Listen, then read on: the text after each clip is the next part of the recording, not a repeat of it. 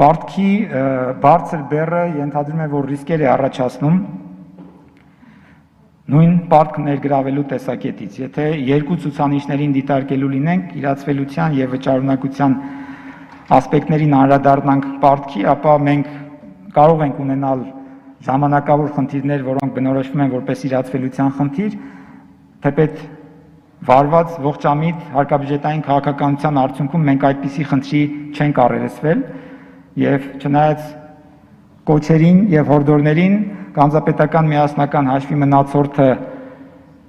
օգտագործվել է եւ շարունակում է օգտագործվել այն տրամաբանությամբ, ինչը օրենքով նախատեսված է եւ որպես բարձիկ է, այսպես ասած, ֆինանսական ծառայում խնդիրների լուծման նպատակով, բայց սա միայն կարճաժամկետ կամ իրացվելիության խնդիրների լուծման համար կարող է ծառայել, մինչդեռ երկարաժամկետ հատվածում կարևոր ասպեկտ է հանդիսանում պարտքի տեսակետից վճարունակությունը եւ այստեղ մենք այլընտրանք չունենք պարզապես քան ամեն օր աշխատանքով մեր վարկանիշը բարձրացնել եւ որևէ ռիսկ չառաջացնել վճարունակության տեսակետից։ Պետք է արձանագրենք, որ մենք փոքր բաց տնտեսության կարգավիճակ ունենք որպես տնտեսություն, ամենայն դեպս աշխարհի երկրների տնտեսությունները դասակարգվում են որոշակի տրամաբանությամբ եւ այդ տրամաբանության մեջ տնտեսությունը համարվում է բաց եւ հետեւաբար շատ կարեւոր է, որ արտաքին աշխարհի հետ հարաբերությունների տեսակետից մեր վարկանիշը լինի բավարար, որպեսզի հնարավոր լինի ներգրավել պարտք եւ ապահովել տնտեսական զարգացում, ապահովել սոցիալական խնդիրների լուծում, ապահովել անվտանգություն, բայց միայն պարտքը դրա համար բավարար չի, դա կարճաժամկետ արդյունք կարող է բերել, անհրաժեշտ է, որպեսզի մենք այդ պարտքը կարողանանք օգտագործել մեր ենթակառուցվածքներում ներդրումներ կատարելու համար եւ մեր տնտեսական աճի պոտենցիալը բարձրացնելու համար եւ այդ տեսակետից է, որ գնահատվում է որպես կայուն, բայց այդուհանդերձ ռիսկեր պարունակող եւ մեր բոլոր ծրագրերը պիտի միտված լինեն նրան, որպեսզի մենք առաջիկայում ավելի բարձրացնենք կառավարելիության աստիճանը, չնայած որ ինչպես քիչ առաջ ասացի 2021 թվականը նույնպես գնահատվում է այդ տեսակետից բացառությունների տարի եւ հետեւաբար հարկաբյուջետային կանոնների պահպանմանը մենք կանդրադառնանք եւ դրանց շրջանակում արդեն մեր կապիտալ եւ ընթացիկ ծախսերի հարաբերակցությանը մենք կանդրադառնանք 2021 թվականից հետո, բայց դրա ուղղությամբ մենք ձեր հետ միասին հարկադրված ենք լինելու իրականացնել միջոցառումներ, որոնք կնպաստեն մեր պետական բյուջեի եկամուտների ավելացմանը, կնպաստեն մեր պետական բյուջեի ծախսերի արդյունավետության բարձրացմանը, որտեղ այլապես դա կարող է ավելացնել այն ռիսկերը, որոնք առանց էտել առկա են։ Եթե հարկաբյուջետային ռիսկերին հիմա անդրադառնանք, ապա համավարակով եւ ռազմական գործողություններով պայմանավորված անորոշության աստիճանը շարունակում է մնալ չափազանց բարձր։ Որևէ մեկը առայժմ չի կարող ասել, որ հայտնի է թե ինչ ազդեցությունների լրացուցիչ կարող է հանգեցնել համավարակը, որքանով անհրաժեշտ կլինի արձագանքել համավարակին եւ դեռ ինչ հետևանքներ են ունենալու ռազմական գործողությունները նույնպես շարունակում է մնալ անորոշության բարձր աստիճանի պայմաններում։ Հարկաբյուջետային ռիսկերն առավելապես ուղղված են այս պայմաններում դեպի ներքև եւ ակնհայտ է, որ մենք դրանց ի հայտ գալու պարագայում կրկին պետք է անդրադառնանք դրանց համարժեքորեն արձագանքելու անհրաժեշտությանը։ Հակաճգնաժամային եւ տնտեսության հետագա վերականգնման ուղղված միջոցառումների մեր սպասումները կարող են նաեւ ավելի ուշ տալ այն արդյունքները, որոնք սպասվում են այդ միջոցառումներից։ Պետական բյուջեի ցուցանիշների միջնաժամկետ կանխատեսումների համեմատականը ներկայացված է այս թվաշատ աղյուսակում, սա հանգամանքների բերումով է այսպես ստացվել, որտեղ 2020 թիվը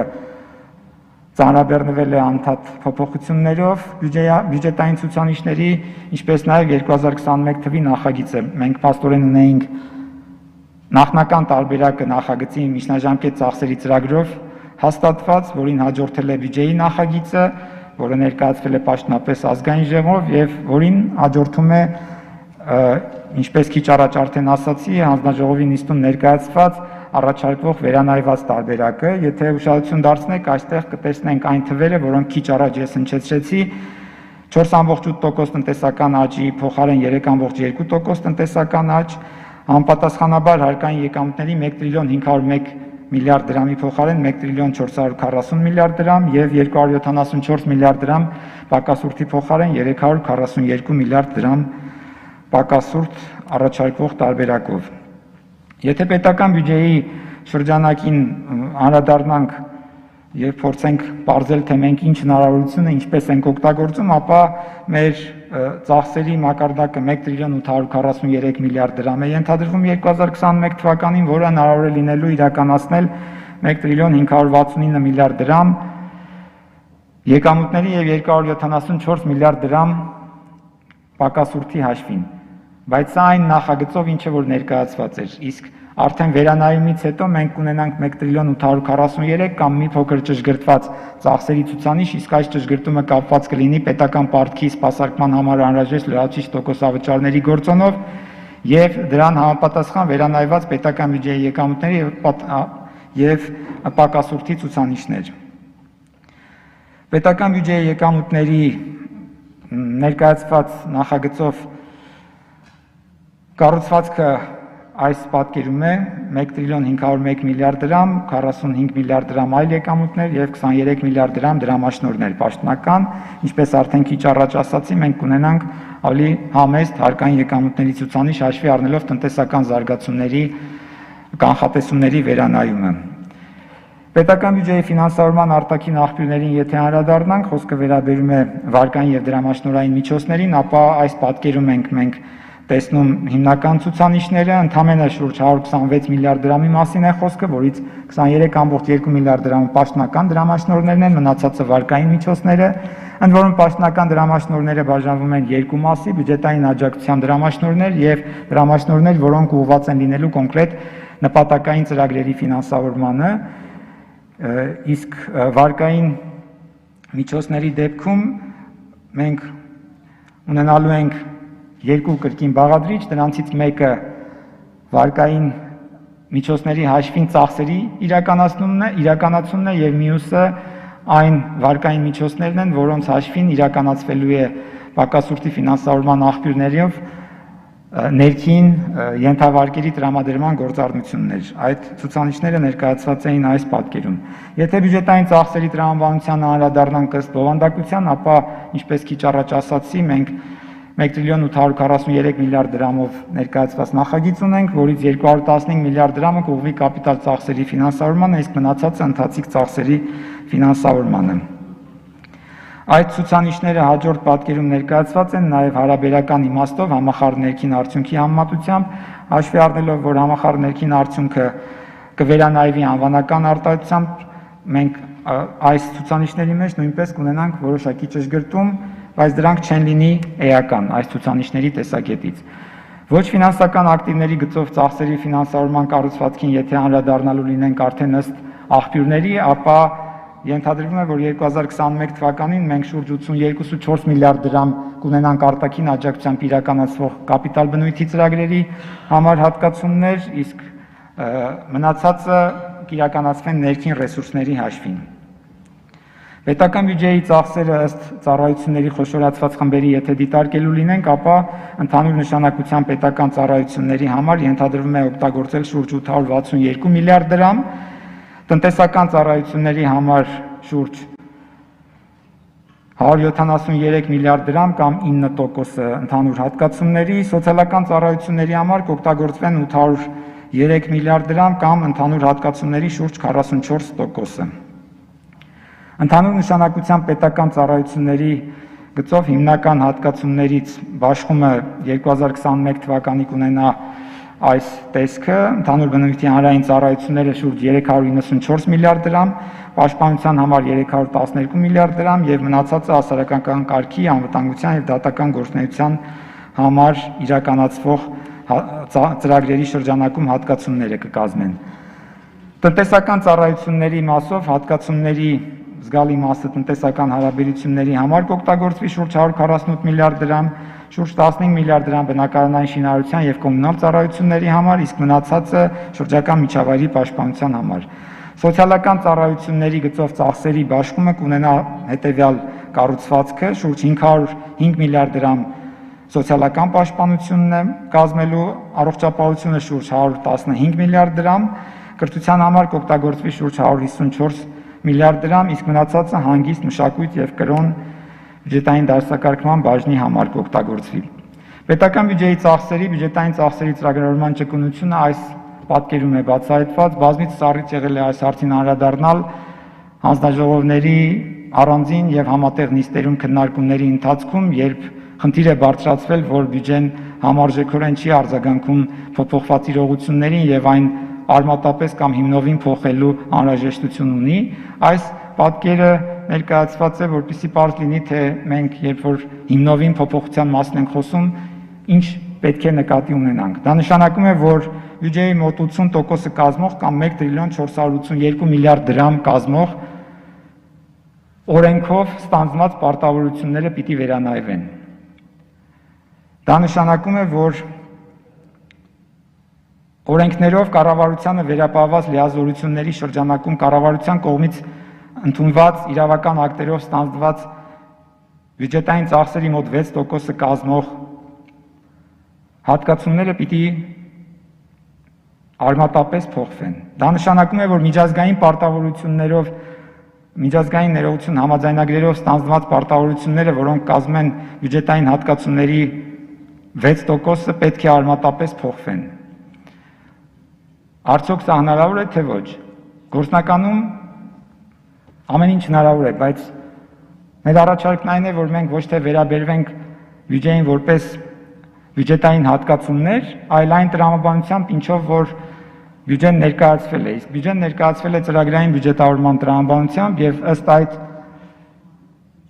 տրամաբանության ենթադրվում է, որ ոչ թե կարևոր է թե ինչ միջոցներ են ծախսվել, այլ կարևոր է թե ծախսված միջոցներով ինչ արդյունքներ են արձանագրվել։ Արդյունքային ցուցանիշներն են կարևոր եւ ոչ ֆինանսական ցուցանիշները։ Հետևաբար, եթե խոսք է գնում բյուջեի փոփոխության մասին, պետք է նկատի ունենալ, որ դա նշանակում է փոփոխություն բյուջետային հատկացումների հիմքում ընկած քաղաքականություններում, որտեղ քանի դեռ այդ քաղաքականությունները չեն փոփոխվել եւ այդ փոփոխություններն իրենց արտացոլումը չեն գտել գործող օրենքներում, գործնականում այս կառուցվածքի փոփոխությունը եւ հատկացումների վերանայումը կարող է հանգեցնել անդառնալի հետևանքների, մասնավորապես պարտքեր կուտակելու առումով, որովհետև եթե արկա է օրենսդրական կարգավորում, որի շրջանակում պարտավորությունը առաջանում է, անկախ նրանից դա բյուջեում նախատեսվեց թե ոչ, անկախ այդ հանգամանքից, այդ նշանակում է, որ այդ պարտավորությունը չվճարման դեպքում վերածվելու է պարտքի, իսկ չի կարող վճարվել այնքան ժամանակ, քանի դեռ դրա համար հատկացումներ չեն նախատեսվել։ Այսպիսի շրջանակը չէր կարող չհանգեցնել պետական պարտքի փոփոխության եւ սա օրինաչափ է, ինչպես քիչ առաջ արդեն ասացի, ճգնաժամային իրավիճակում հենց այդ տրամաբանությամբ էլ ենթադրվում է, որ պետք է նախագծվի հարկաբյուջետային քաղաքականությունը եւ ծախսերի մակարդակի, որոշակի մակարդակի պահպանումը, ինչպես սկզբում ներկայացրեցի, կապիտալ ծախսերի համար այնքան, որ հնարավոր լինի նպաստել վերականգնմանը եւ այդ նույն ժամանակ որոշակի առումով նաեւ ավելի հավակնոտ լինել, քան թե մեր պատմական միջին հնարավորությունը եւ կարողությունն է եղել կապիտալ ծախսեր ֆինանսավորելու, իսկ ընթացիկ ծախսերի համար կիրառել սահուն հենքով բյուջետավորման սկզբունքը, այս տրամաբանության ներքո պահպանվել է ծախսերի որոշակի մակարդակ, բայց եկամուտները, ինչպես արդեն ասացի, ֆունկցիա են համախառն ներքին արդյունքից, որի համար մենք կանխատեսել ենք անկում այս տարվա համար շուրջ արդեն վերանայումից հետո 7.9%, իսկ հաջորդ տարվա համար կրկին վերանայումից հետո աճ շուրջ 3.2%, որը ինչպես ռիսկերը նկարագրելիս ներկայացրեցի, ըստ էության դեպի ներքև ռիսկեր պարունակող տնտեսական աճի ցուցանիշ է։ Այս պայմաններում անխուսափելի էր պարտքի ավելացումը եւ այդ տրամաբանությամբ ենթադրվում է, որ մենք կունենանք պարտքի աճ շուրջ 66.5% կկազմի պետական պարտք հնարաբերակցությունը նախորդ տարվա շուրջ 49.9%-ի փոխարեն եւ 2021 թվականին այն մոտավորապես 67% կկազմի։ Եթե կառավարության պարտքին անդրադառնալու լինենք, ապա 2020 թվականին ենթադրվում է, որ այն կունենա 66.5% մեծություն, կառավարության պարտք հնարաբերակցության մասին է խոսքը, իսկ 2021 թվականին շուրջ 67% կկազմի կառավարության պարտք հնարաբերակցությունը։ Այս պարտքը բնականաբար անհրաժեշտ կլինի ֆինանսավորել, իսկ ֆինանսավորման աղբյուրները շատ չեն, ներքին աղբյուրների հաշվին է ենթադրվում, որ մի մասը կֆինանսավորվի, իսկ մի մասը արտաքին աղբյուրների հաշվին։ Արտաքին աղբյուրների հաշվին ֆինանսավորման երկու ուղղություն կա ըստ էության, մեկը դա միջազգային ֆինանսական կազմակերպությունների եւ երկրների հետ բանակցությունների արդյունքում բյուջետային աջակցության վարկերի ներգրավումն է, ինչին մենք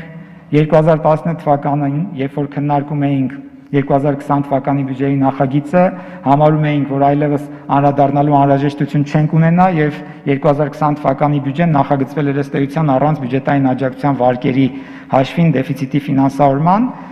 բայց ավաղ համավարակը եւ ռազմական գործողությունները մեզ պարտավորեցնում են վերադառնալ այդ հնարավորության դիտարկմանը։ Սա մի ուղղությունն է եւ երկրորդը միջազգային ֆինանսական շուկայից պարտքի ներգրավումն է։ Ընդ որում պետք է հաշվի առնել, որ շուկայից լինի դա ներքին թե արտաքին պարտքի ներգրավումը չափազանց զգայուն հարց է եւ ներդրողները մեծապես ուշադրություն են դարձնում կայունության աստիճանին եւ նախադրյալները պարտքի ներգրավման գտնվում են հենց կայունության աստիճանի եւ տվյալ պարտք ներգրավողի վարկանիշի վերաբերյալ դատողություններում։ Այս տեսակետից մենք պիտի արձանագրենք, որ մեր վարկանիշը մինչև այս զարգացումները նույնիսկ չէր համարվում որպես ներդրումային, կա երկրների վարկանշավորող 3 հեղինակավոր կազմակերպությունների կողմից Հայաստանի Հանրապետությանը որպես սուվերեն թողարկողի վարկանիշ, տրամադրված վարկանիշ եւ ըստ այդ վարկանիշի գնահատվում էր որպես ոչ ներդրումային։ Սա իհարկե ամենավատ վարկանիշը չի, բայց այդ ներդրումային եւ ոչ ներդրումային վարկանիշների տեսակետից Հայաստանի Հանրապետության համար ձևավորվում են որոշակի կամ Հայաստանի Հանրապետությունից ձևավորվում են որոշակի սպասումներ նույն ներդրողների համար, որ ավելի հիմնավոր դարձվի այն արկա վարկանիշը, որը օգտագործվում է ներդրողների կողմից, որպեսզի որոշում կայացվի, թե ինչ չափով եւ ինչ պայմաններով ներդրում կատարի պետության կողմից թողարկված պարտքում։ Ընդ որում դա միայն միջազգային ֆինանսական շուկայի տեսակետից չի, որ պետք է դիտարկվի, այլ նաեւ ներքին շուկայի տեսակետից եւ հետեւաբար չափազանց կարեւոր է, որպեսզի մենք կարողանանք հարցին մոտենալ ինստիտուցիոնալ տեսակետից եւ վստահ լինենք, որ հաջորդ ժամանակահատվածում մենք ավելի համոզիչ կկարողանանք ներկայանալ նույն շուկաներ եւ ավելի լավ պայմաններով պարտք կկարողանանք ներգրավել։ Պարտքի կառուցվածքի մանրամասներին ձեր թույլտվությամբ ձեռնպահ կմնամ անդրադառնալուց, հաշվի առնելով, որ դրանք բավականին մանրամասն ամսական պարբերականությամբ հրապարակվում են, մենք շատ կարևորում ենք գործունեության թափանցիկությունը ընդհանրապես եւ մասնավորապես պարտքի շուկայում քիչ առաջ նշածս պայմաններով եւ հանգամանքներով պայմանավորված, որտեղ շատ կարևոր է, որպեսզի կանխատեսելի լինի մեր վարքագիծը մեր գործընկերների համար։ Այստեղ ձեր թույլտվությամբ ես կուզենայի կանգ առնել եւ եթե հարցեր կլինեն, կփորձեմ դրանց պատասխանել։ Շնորհակալ եմ։